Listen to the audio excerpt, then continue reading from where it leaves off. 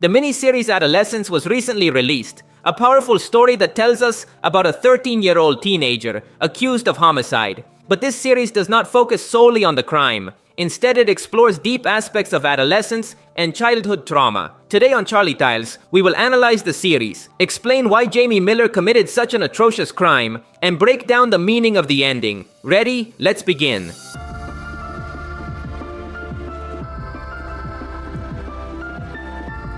Adolescence tells the story of Jamie Miller, a 13-year-old teenager accused of murdering a classmate. However, the series does not focus on the crime itself, but rather explores Jamie's motivations for this brutal attack. Let's start with the key question. Is Jamie guilty? Of course he is. This is confirmed from the first episode with a video in which we see Jamie attacking the victim. There is no debate about this situation. The series does not focus on solving who the murderer is. Instead, it aims to understand the motivations behind the act. Episode 1 presents us with the innocent perspective of Jamie's parents. Everyone is taken by surprise when a heavily armed police team arrives. No one knows what is happening. At the beginning of the episode, everything makes us think that Jamie is innocent, meaning that the police made a mistake. There is even a moment where Jamie urinates in his pants out of fear of the situation. The series presents Jamie and his family as victims, but everything changes at the end of the episode when we see the video of Jamie attacking Katie. This moment is a shock for everyone. According to the series director, this scene was filmed in a way that would surprise the audience. The viewers had to feel the same as Jamie's father. He was sure his son was innocent, but when he saw the video, his heart broke. The series presented Jamie as innocent the whole time, so that the audience would be shocked at the end. Now let's move on to another question. Why did the crime happen? This is the most important question.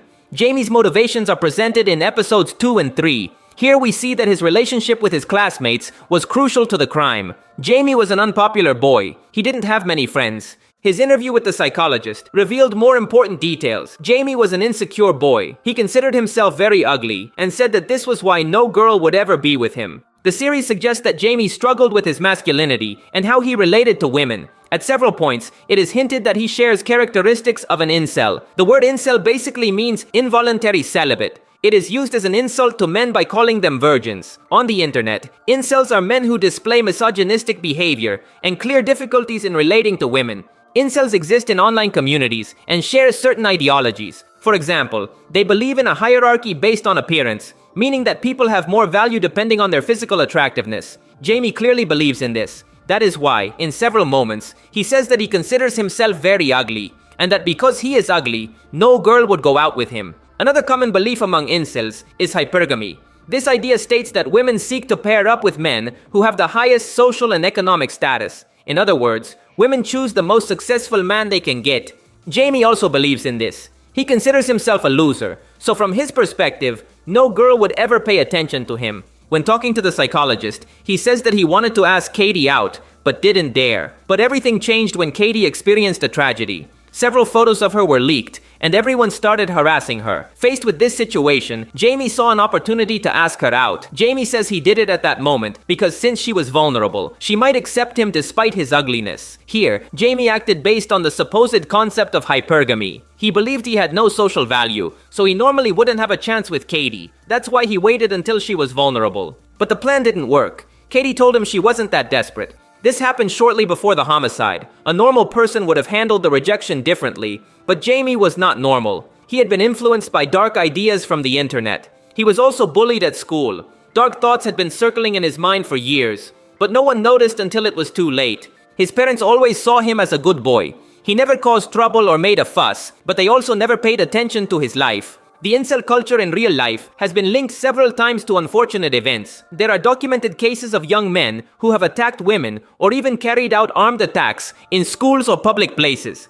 These kinds of situations have occurred because incel groups are composed of people full of insecurities who have allowed themselves to be carried away by extremist behaviors. These people are poisoned by these misogynistic ideas from the internet, which increase their resentment toward women. Jamie's case is a clear example. The series tells us that he had incel behaviors and was also bullied by several students. The attack on Katie happened shortly after she and several students insulted him with this nickname. As we can see, Jamie's attack did not come out of nowhere. It was something that had been brewing for a long time. Of course, Jamie is not the only one poisoned by ideas from the internet. The entire school is guided by these strange philosophies. The series shows us how the young people at the school believe in all these ideas about hypergamy and social value. Another important point is that Jamie is a very frustrated boy who has bursts of anger at times. In episode 3, we see him explode several times with his psychologist. He behaves like a good boy 90% of the time, but when the pressure falls on him, he simply explodes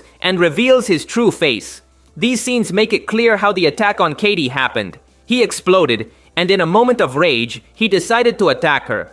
But don't be mistaken, this was not an accident. Jamie's attack had some level of planning. The investigation confirmed that he carried the knife in his backpack. So far it is clear where Jamie's attack came from. But now, I want to focus on his parents. Initially, many of us thought that Jamie's crime was caused by some kind of abuse from his parents. But the series quickly dismisses this idea. Jamie's parents are quite normal. There is no domestic violence or alcoholism in the house. Jamie was never beaten as a child and has not experienced family trauma. The director of the series makes it clear that his parents were good people. Therefore, Jamie's crime did not happen because of them, or at least not entirely. The biggest mistake his parents made was not detecting Jamie's problems in time. The series presents the idea that any normal and average boy can commit a heinous act like this. Monsters do not always come from dysfunctional homes. Good people commit crimes all the time. Now let's talk about the ending of the series. The last episode shows us what life is like for the Millers 13 months after Jamie's arrest. They try to live a normal life, but are haunted by their son's crime. The episode focuses on showing the suffering of this family, but the most important moment comes at the end when Jamie calls his father. Here, Jamie says he will plead guilty. This moment is brutal for the family, especially for his father. From episode 1, he knew his son was guilty, but he still refused to accept that reality. The trial was not over yet, so Jamie was not officially guilty of the crime. This hope somehow gave his father strength. But when Jamie accepted his guilt,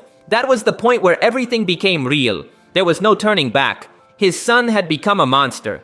After this, both parents talk about the guilt they feel. They try to remember the good times with their son. They know they were good parents, but they still accept that they have some responsibility. This is the hardest point for them because they must accept that they failed. The series ends with a scene of the father looking at Jamie's room and remembering that innocent version of his son. The moment is extremely hard. He feels pain for losing his son. That happy and innocent child is gone. It is as if he had died. The father experiences mourning. He will never get his son back. Even if Jamie were freed from the crime, he would no longer be the son he once knew. The scene ends with the father kissing his son's stuffed animal. He says the words, "I'm sorry, son. I should have done better." Here, the father says goodbye to his son forever through this stuffed animal. The scene makes it clear how a father will always be guilty of his son's crime, even if he did nothing wrong. Jamie's family will always carry the guilt of this crime and will have to live with it. The series is a powerful work about suffering and regret, and this scene expresses all those emotions perfectly. That's all for today. If you liked the video, you'd really help me out by leaving a like. That would be legendary. Also, remember to subscribe to see more videos like this. Thanks for listening. My name is Charlie, and I'll see you in the future.